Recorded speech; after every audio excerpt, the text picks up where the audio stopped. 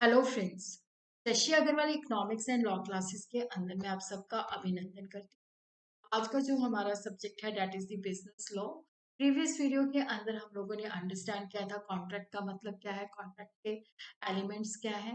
इस वीडियो के अंदर we are going to cover the essentials of a valid contract. तो इसके अंदर बहुत ही इंपॉर्टेंट क्वेश्चन आता है कि all contract they are agreement but all agreement they are not contract. Comment पर this is a very important question. तो इस वीडियो के अंदर we are going to highlight this. तो अगर आपको मेरा ये एफर्ट सही लगता है तो डू लाइक माय वीडियो, इसको शेयर कीजिए और मेरे channel Shashi Agarwal economics and law classes को सब्सक्राइब कीजिए। तो दिस इज माय ऐप, एडिसम ऐप, जिसको आप गूगल प्ले स्टोर से डाउनलोड कर सकते हो। ये जो ऐप है commerce, economics and management students को काफी सारा फ्री स्टडी मटेरियल और काफी सारे मॉक टेस्ट प्रोवाइड करती है। और उसी तरह काफी सारे स्ट्रक्चर कोर्सेज भी हैं, तो बिजनेस लॉ का भी स्ट्रक्चर कोर्स यहाँ पे अवेलेबल है। तो प्रीवियस लेक्चर के अंदर मैंने आपको बताया था कॉन्ट्रैक्ट का मतलब क्या होता है, तो ब्रीफली हम एक बार उसको रिवाइज करते हैं। कॉन्ट्रैक्ट जो है एग्रीमेंट टू डू और not to do an act. तो ये एक लीगली बाइंडिंग एग्रीमेंट है जिसको हम लॉ के अंदर इन्फोर्स कर सकते हैं। इसका मतलब है कि जैसे हम कोई एग्रीमेंट करते हैं, अगर एक पार्टी उसको ब्रीच करती है, उसको एग्जीक्यूट नहीं करती, तो उसके टर्म्स एंड कंडीशंस को फॉलो नहीं करती, तो दूसरी पार्टी के पास लीगल रेमेडी है, वो कोर्ट के अंदर जा सकती है और जो पार्टी ब्रीच कर रही है उसको स्यू कर सकती है। तो section 2H of the contract act defines the contract agreement which is enforceable by law. According to Salomon, a contract is agreement जो कि पार्टीज के बीच में ऑब्लिगेशंस को क्रिएट करता है, डिफाइन करता है। और एवरी एग्रीमेंट एंड प्रॉमिस जो इन्फोर्सेबल बाय लॉ है। एग्रीमेंट एक वाइडर टर्म है, इसके अंदर सोशल और डोमेस्टिक एग्रीमेंट भी आ जाते हैं। तो कॉन्ट्रैक्ट के जो एलिमेंट है एग्रीमेंट, एग्रीमेंट का मतलब होता है कि एक पार्टी ऑफर देती है, दूसरी पार्टी उसको एक्सेप्ट कर लेती है, then it becomes an agreement. और एग्रीमेंट एक वाइडर टर्म है, इसके अंदर सोशल एंड डोमेस्टिक एग्रीमेंट भी आ जाते हैं। बट कॉन्ट्रैक्ट वो तभी होगा जब वो लॉ के द्वारा इन्फोर्स्ड है। जैसे मैं आपको डिनर पे बुलाऊं, वहां पे आपको खाना ना खिलाऊं, तो आप कोर्ट के अंदर जा नहीं सकते क्योंकि वो सोशल एग्रीमेंट है। तो इन्फोर्सेबल एट लॉ का मतलब होता है कि agreement to become a contract must give rise to legal obligation. कि जहाँ पे जो पार्टी ब्रीच करती है तो दूसरी पार्टी के पास होता है कि वो लीगल रेमेडी है और जिसके लिए हम कोर्ट के अंदर जा सकते हैं। तो कॉन्ट्रैक्ट का मतलब होता है एक्सेप्टेड प्रपोजल, जिसको हम एग्रीमेंट करते हैं कि एक पार्टी ऑफर देती है, दूसरी पार्टी उसको एक्सेप्ट कर लेती है। और सेकंड कंडीशन जो है इन्फोर्सेबल बाय लॉ। तो अगर कोई हंसते हुए कहता है कि मैं नहीं जा, तुझे अपना बंगला 10 रुपए में सेल करते, तो यहाँ पे जो पार्टी है उसकी इंटेंशन नहीं है लीगल रिलेशनशिप क्रिएट करने के लिए, तो ये कॉन्ट्रैक्ट नहीं है। All agreement they are not contract और ऑल कॉन्ट्रैक्ट दे आर। देखो, हर एग्रीमेंट जो है कॉन्ट्रैक्ट नहीं होता। वो जो एग्रीमेंट लीगली इन्फोर्सेबल है वही कॉन्ट्रैक्ट होता है। एग्रीमेंट एक वाइडर टर्म है जिसके अंदर सोशल एंड डोमेस्टिक एग्रीमेंट भी आ जाते हैं। और सोशल और डोमेस्टिक एग्रीमेंट के अंदर कोई लीगल रेमेडी नहीं होती। अगर हम कहते हैं कि ये एग्रीमेंट इन्फोर्सेबल बाय लॉ है, तो उसके अंदर सेक्शन 10 के अंदर जो एसेंशियल्स हैं they should be present. Section 10 of the Indian contract act 1872 जो है 1872, वो कहता है कि ये 5 चीजें मस्ट है। All agreement they are contract if they are made by the free consent of the parties. The parties they are competent to enter into contract and the contract is made for lawful consideration, lawful objective, and जो agreement है that is not declared to be void, जिसको हम आगे चल के अच्छी तरीके से अंडरस्टैंड करते हैं। इसके अलावा भी क्या है कि बहुत सारी रिक्वायरमेंट है कि जिसके अंदर वो होनी चाहिए, एग्रीमेंट के अंदर प्रेजेंट होनी चाहिए, तभी वो जाके जो होता है लीगली इन्फोर्सेबल होता है, तभी वो जाके जो है कॉन्ट्रैक्ट बनता है। तो these all are the essential, जिसको हम वन बाय वन करके जो है अंडरस्टैंड करेंगे। Essentials of a valid contract, तो देखो सबसे पहला है कि दो पार्टीज, एक कॉन्ट्रैक्ट के अंदर टू पार्टीज मिनिमम होनी चाहिए। एक पार्टी ऑफर देती है, दूसरी पार्टी उसको एक्सेप्ट करती है। कॉन्ट्रैक्ट जो है नेचुरल पर्सन के द्वारा भी हो सकता है और आर्टिफिशियल पर्सन जो होते हैं, जैसे एबीसी लिमिटेड कंपनी है, XYZ कंपनी है, तो आर्टिफिशियल पर्सन के साथ भी हम कॉन्ट्रैक्ट एंटर कर सकते हैं। और दो पार्टी का होना असेंशियल है। देखो, हम अपने आप को ऑफर देंगे और अपने आप ही थोड़ी एक्सेप्ट करेंगे, तो मिनिमम टू पार्टीज होना असेंशियल है। तो इसके अंदर एक फेमस केस है state of Gujarat versus Ramlal and company के अंदर। देखो पार्टनरशिप की डिसोल्यूशन हो जाती है तो एसेट जो बच जाते हैं वो पार्टनर्स आपस में डिवाइड कर लेते हैं। तो सेल टैक्स ऑफिसर वहां पे टैक्स लगाना चाहता है। तो कोर्ट कहते हैं कि भाई ये सेल नहीं है, ये तो ज्वाइंट ऑनरशिप है। तो यहाँ पे ऑनर और मतलब यहाँ पे सेलर और बायर नहीं है, ऑनरशिप है। तो वो अपनी एसेट को अपने बीच में जो है डिस्ट्रीब्यूट कर रहे हैं। और उसी तरह लॉफुल ऑफर होनी चाहिए, लॉफुल एक्सेप्टेंस होनी चाहिए। तो देखो यहाँ पे जो ऑफर है लॉफुल होनी चाहिए। लॉफुल का मतलब है कि लॉ के द्वारा प्रोहिबिटेड नहीं। जैसे मैं आपको कहूँ कि जाओ अब मोहन का घर जला दो, तो देखो ये लॉफुल ऑफर नहीं है। तो लॉ के द्वारा प्रोहिबिटेड है कि हम किसी और को इंजरी या नुकसान नहीं पहुंचा सकते। तो जो ऑफर है वो लॉफुल ही होनी चाहिए और जो एक्सेप्टेंस है वो भी लॉफुल होनी चाहिए। जैसे ए बी को ऑफर देता है कि मैं अपनी बाइक तुझे 50,000 में सेल करना चाहता हूँ। ये कहता है ठीक है, I am ready to purchase your bike for ₹50,000। तो बी उसको एक्सेप्ट कर लेता है। तो ये लॉफुल ऑफर है और लॉफुल एक्सेप्टेंस है। पार्टी जो है उनका इंटेंशन होना चाहिए लीगल ऑब्लिगेशन क्रिएट करने का। सोशल और डोमेस्टिक एग्रीमेंट जो होते हैं वो कोर्ट ऑफ लॉ रिकॉग्नाइज नहीं करता। जैसे ए जो है लॉफिंगली कहता है कि मैं अपना 10 लाख का घर जो है आपको 50 रुपए में सेल कर दूं। तो यहाँ पे इंटेंशन नहीं, तो वो कॉन्ट्रैक्ट नहीं होते। तो उसी तरह प्रीवियस वीडियो के अंदर भी हमने बालोफर वर्सेस बालोफर का केस किया था। इस वीडियो के अंदर we are also going to understand कि मिस्टर बालोफर जो थे वो सैलून में जॉब करते थे और उनकी जो वाइफ थी वो बीमार थी। तो जिस वजह से वो इंग्लैंड नहीं मतलब इंग्लैंड में स्टे करती थी, तो सैलून नहीं जा पाती।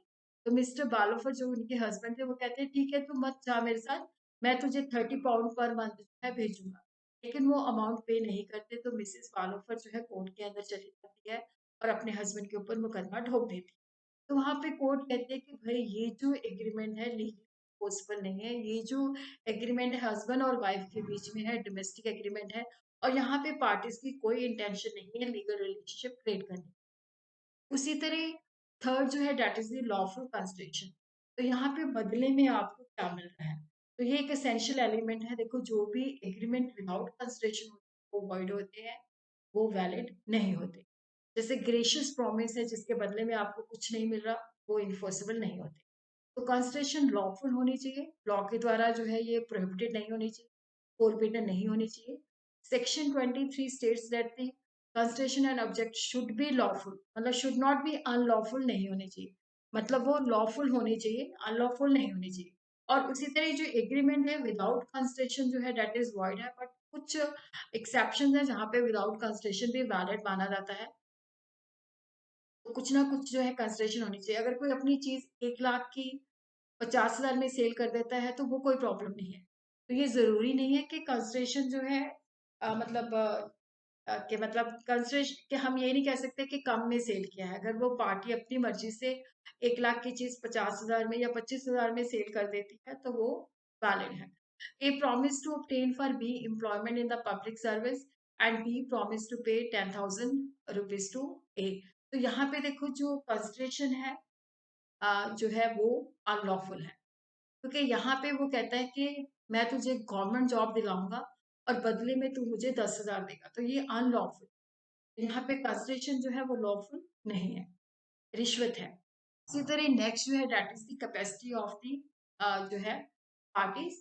पार्टी जो है they must be competent to enter into contract. Section 11 of the contract act states कि ये जो लोग हैं दे आर कॉम्पिटेंट। एक तो देखो जो पर्सन कॉन्ट्रैक्ट कर रहा है वो मेजर होना चाहिए according to the law which is subject. जैसे इंडिया है तो 18 ईयर है। साउंड माइंड का होना चाहिए, अनसाउंड माइंड का नहीं होना चाहिए। वो लॉ के द्वारा डिस्क्वालिफाइड नहीं होना चाहिए। उसी तरह minor lunatic idiot drunken person जो है वो कॉन्ट्रैक्ट नहीं कर सकते। अगर माइनर के साथ कॉन्ट्रैक्ट के माइनर के साथ हम एग्रीमेंट एंटर करते हैं या अनसाउंड माइंड के साथ करते हैं तो वो agreement from the very beginning वो जो है वो वाइड होते हैं। प्री कंसेंट, देखो कंसेंट का मतलब होता है कि पार्टी जो है must have agreed upon the same thing in the same sense, जिसको हम कंसेंसस एड आइटम कहते हैं। कि जब mind of the both the party must be मतलब मिलना चाहिए। Two party must have agreed upon the subject matter of the contract at the same time in the same sense. जैसे ए जो है उसके पास 3-4 कारें हैं। तो ए जो है अपनी रेड मारुति कार सेल करना चाहता है और बी सोचता है कि ए जो है उसको रेड स्टीम कार सेल करना चाहता है। तो दोनों के माइंड के अंदर जो सब्जेक्ट मैटर की इंटरप्रिटेशन है वो डिफरेंट है। तो यहाँ पे हम कहते हैं कि ये जो है वैलिड कॉन्ट्रैक्ट नहीं है। तो कंसेंट का मतलब है कि पार्टीज जो है वो सब्जेक्ट को सेम इंटरप्रेट करें। उसी तरह सेक्शन 14 ऑफ द कॉन्ट्रैक्ट कहता है कि contract is said to be free when it is not caused by coercion, के जब हम किसी को डरा धमका के करते हैं या अनड्यू इन्फ्लुएंस के साथ है या उसके साथ हम फ्रॉड करते हैं या मिसरिप्रेजेंट करते हैं या मिस्टेक करते हैं। तो यहाँ पे जो कॉन्ट्रैक्ट है वो फ्री कंसेंट के साथ होना चाहिए। लॉफुल ऑब्जेक्ट, इसका मतलब है कि जो हमारे कॉन्ट्रैक्ट का ऑब्जेक्टिव है वो लॉफुल होना चाहिए। Section 23 of the contract act कहता है कि ऑब्जेक्ट ऑफ द कॉन्ट्रैक्ट जो है, जो हमारा कॉन्ट्रैक्ट है, उसका जो उद्देश्य है वो लॉ के द्वारा मना नहीं किया होना चाहिए। फॉरबिडन बाय लॉ है कि लॉ के द्वारा स्टॉप, मतलब ये नहीं कहा गया कि भाई इस चीज को नहीं करना। और वो किसी पार्टी के साथ फ्रॉड या चीटिंग नहीं होना चाहिए। ये नहीं है कि हमने किसी पार्टी को या पर्सन को इंजरी देनी है। और यहाँ पे लगता है कि कोर्ट को ये जो है इमोरल है या पब्लिक पॉलिसी के अगेंस्ट है। तो उसी तरह देखो इसके अंदर क्या है कि जैसे चार फ्रेंड्स हैं तो वो मिलके प्लान करते हैं कि हमने बैंक की रॉबरी करनी है। तो देखो यहाँ पे जो ऑब्जेक्टिव है वो अनलॉफुल है, it is prohibited by the law. और अगर वो बैंक को रोक कर लेते हैं और बैंक की जो लूट की कमाई है उसको आपस में डिस्ट्रीब्यूट करते हैं, उनकी लड़ाई हो जाती है, तो वो के अंदर नहीं जा सकते क्योंकि यहाँ पे जो ऑब्जेक्टिव है वो अनलॉफुल है, उनके पास लीगल रेमेडी नहीं है। और उसी तरह agreement not declare to be void, agreement must not be one of this, मतलब एग्रीमेंट जो भी है वो लॉ के द्वारा वॉइड नहीं डिक्लेयर होना चाहिए। तो सेक्शन 23 to 30 जो है वो एक्सप्लेन करता है कि certain type of agreement which have been express declare to be void, तो वो जो एग्रीमेंट होते हैं वॉइड होते हैं, तो वो डेफिनेटली कॉन्ट्रैक्ट नहीं बनते। जैसे अनलॉफुल एग्रीमेंट है जहाँ पे उनका जो ऑब्जेक्टिव है लॉ के अगेंस्ट जाता है, या एग्रीमेंट विदाउट कंसिडरेशन है, या एग्रीमेंट जो कि मैरिज के रास्ते में रुकावट डालते हैं या ट्रेड के रास्ते में रुकावट डालते हैं या प्रोसीडिंग के रास्ते में रुकावट डालते हैं, या अनसर्टन एग्रीमेंट है या वेजरिंग एग्रीमेंट है, और agreement to do impossible act, जैसे हम कहें कि हम किसी डेड बंदे में जान डाल दें, तो वो जो एग्रीमेंट है that is not possible to perform. और उसी तरह certainty of meaning according to 29 of the contract act, जो एग्रीमेंट है वो उसकी जो टर्म्स एंड कंडीशन है प्रिसाइज होनी चाहिए, सर्टन होनी चाहिए, वेगनेस नहीं होनी चाहिए। जैसे मैं ए जो है बी को कहता है कि मैं तुझे 100 टन जो है ऑयल जो है सप्लाई करूंगा, अभी कौन सा ऑयल तू मुझे सप्लाई करे, क्लियर होना चाहिए। या जैसे मेरा कार का बिजनेस है तो मैं किसी को कहूँ कि मैं तुझे अपनी कार सेल करना चाहता हूँ, अभी कौन सी कार, कौन से ब्रांड की, किस ईयर का। तो यहाँ पे मतलब सर्टेनिटी होनी चाहिए, क्लैरिटी होनी चाहिए, वेगनेस नहीं होनी चाहिए। उसी तरह पॉसिबिलिटी ऑफ परफॉर्मेंस, अगर जो एक्ट है वो इम्पॉसिबल है इन इटसेल्फ या फिजिकल या लीगली, तो इसको इन्फोर्स नहीं किया जा सकता। तो section 56 of the contract act states that an agreement to do an act is impossible, तो वो वॉइड है। जैसे मैं कहूँ कि डेड बॉडी के अंदर हम जान डाल देंगे, या पहले लाइंस को हम मिला देंगे, A agree with B to put life into B's dead brother, तो this agreement is totally void क्योंकि इट्स इम्पॉसिबल। और उसी तरह जो एग्रीमेंट के अंदर लीगल फॉर्मेलिटीज होती है तो वो कंप्लीट होनी चाहिए, तभी वो जाके वैलिड होता है। कि जैसे हम इमूवेबल प्रॉपर्टी सेल करते हैं तो रिटर्न होनी चाहिए, उसकी रजिस्ट्री होनी चाहिए। All the above element must be present in it. if any of the above essential element is missing, the contract is either voidable, void, illegal, unenforceable। इन सब के मीनिंग भी हम अगली वीडियो के अंदर अंडरस्टैंड करेंगे। लीगल फॉर्मेलिटीज इस तरह की होती है। तो जो कॉन्ट्रैक्ट है वो ओरल भी हो सकता है, राइटिंग भी हो सकता है। जैसे एक बुक सेलर जो है कहता है कि मैं ये बुक तुझे 200 में सेल करूँ, तो ये ओरल भी वैलिड है। कई सिचुएशन के अंदर होता है कि जो एग्रीमेंट है वो तभी वैलिड होगा अगर वो रिटन फॉर्म के अंदर। If any legal formality is required, it must comply with the necessary formality। ये कहता है जैसे हम इमूवेबल प्रॉपर्टी सेल करते हैं तो वो रिटर्न में होनी चाहिए, उसके प्रॉपर रजिस्ट्रेशन होनी चाहिए, और स्टैम्प एक्ट के मुताबिक हमने स्टैम्प ड्यूटी पे करनी चाहिए।